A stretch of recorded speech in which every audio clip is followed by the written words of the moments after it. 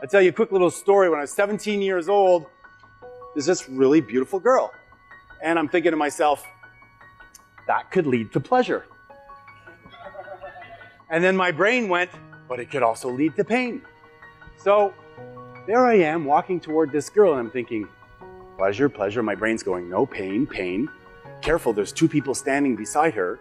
And if you ask her out and she says no, you're going to be humiliated. And I had read this thing when I was just a young teenager. It said, do what you fear and it will disappear. Do what you fear and it will disappear, which means take action. And adversity is going to happen. But if you approach it in a way that shapes your life, that you decide that everything happens for me, but not to me, then you become stronger. So there I am walking along toward her. And I probably looked like I had some kind of a problem because I think at one step was like pleasure. The other one was pain. And I don't know what I'm going to say. So I'm like, okay, cool. Now how do I reframe myself here and really get strong with this? It was a gut feeling. Can I do this? Should I do this? And the answer inside was yes. And I get there and I don't know what I'm going to say. And I look at her and I go, Bond. James Bond. She cracks up.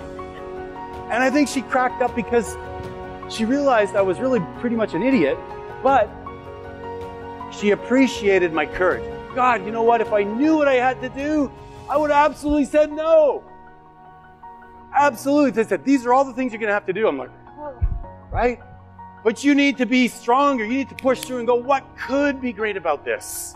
I did get her to come on a date. We did become girlfriend and boyfriend for a couple of months. I was never more alive in my life. So you know what to do, but in many cases, you don't do what you know.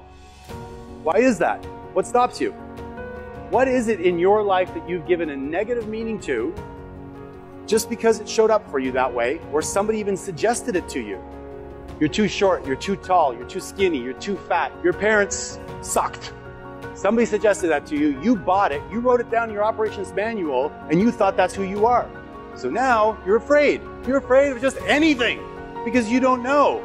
And if you have parents or relatives that are in the habit of saying, careful, watch out, you might fall, and before you know it, you have very few options left that you want to say yes to without being held back. Were you born shy? Were you born, timid or lazy? Hell no, I don't think so. Nothing is meaning but the meaning that you give it. You don't need to know how. That little treadmill inside saying, well, I don't know how I'm going to do this. You need to let that go as soon as you possibly can. Fear is a call to action. You want to live a legendary life. You want to make changes in your life. You want to stand for something. You have a reason to impact people's lives. I say empower yourself. You can have a great story or you can be a great story. Make your choice.